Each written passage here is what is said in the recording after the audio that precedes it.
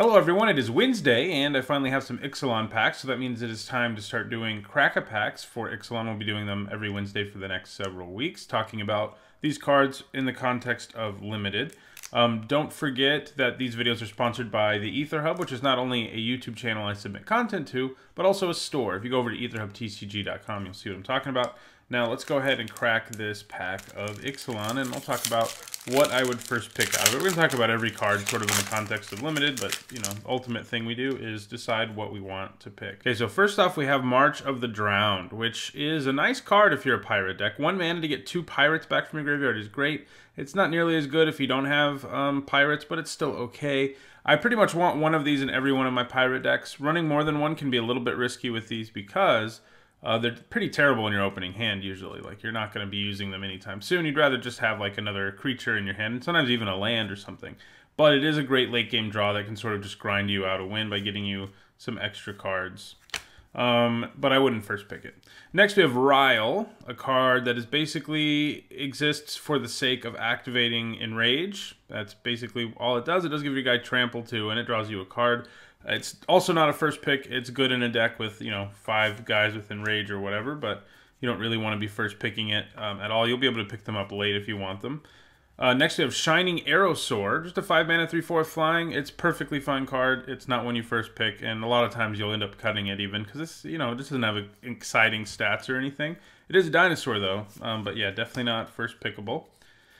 Next we have Fathom Fleet Cutthroat. These effects are always sort of look better than they actually are. A 4 mana 3/3 that kills something that's been dealt damage this turn is okay.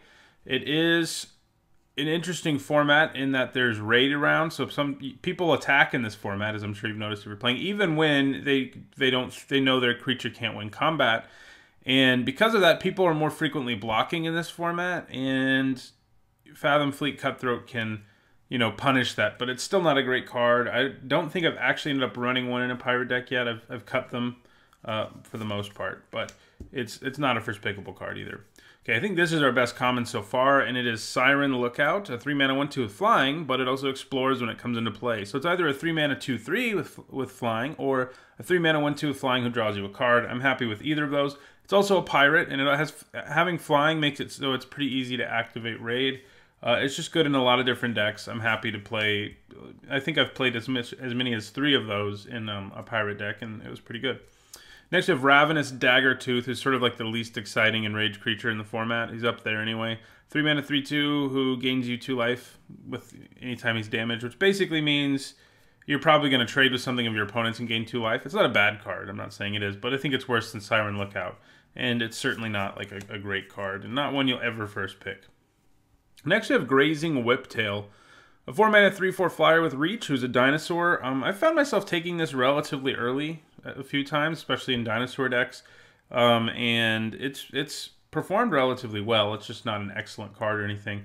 I think I'd rather have the Lookout still, but it's close between those two. Okay, next we have Gilded Sentinel, which we don't really need to talk about. 4 mana 3/3 artifact, not really something you want to be playing. Next, we have Unfriendly Fire, which is a nice little removal spell. It's a bit clunky. 5 mana to do 4 to a creature or player at instant speed is nice. And I think I would take it over Siren Lookout. It is close, but I think I want the Unfriendly Fire more than Siren Lookout. Next, we have Cancel. You know, counter magic. It's a thing. This isn't usually main boardable, but it's nice out of your sideboard, so don't first pick it. Okay, our first uncommon is Field of Ruin, which is a pretty useless card in Limited. Occasionally you'll run into people who are actually running non-basic lands, and then it gets to be a little bit better, especially if they're the lands that are super powerful that various cards transform into. But most of the time you're not going to be playing this. And we have another land, and that is Unclaimed Territory. This one's actually a good one. You do have to be heavy in a certain creature type, but at least it adds colorless even if you don't have that creature type. And then fixing your mana. It's at its best probably in a dinosaur deck because they don't have access to all the treasure that pirates do. And in that deck, you know, it gives you an additional source of fixing. Okay. Next we have Ranging Raptors, which I think is a pretty great card. It helps you fix, it helps you ramp. It's a 3 mana 2/3. It's a dinosaur. Its Enrage is pretty relevant. I think I would take it over Unfriendly Fire and Siren Lookout. It's definitely close though, but I think I would take it. Okay, well we got a good rare, so, and it's one we're going to be taking, and it is Settle the Wreckage. So This card is an interesting one. You know, people are starting to play around it in the format if you're in white and you're leaving mana up.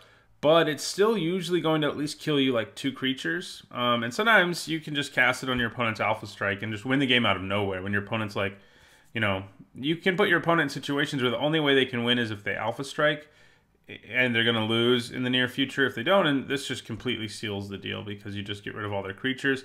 They do get a land, you know, but it's not a big deal, especially in the late game.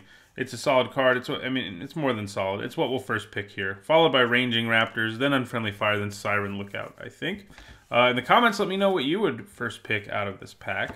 And I'll see you guys again next week for another Crack-A-Pack. So thanks for watching. And again, check out EtherHubTCG.com.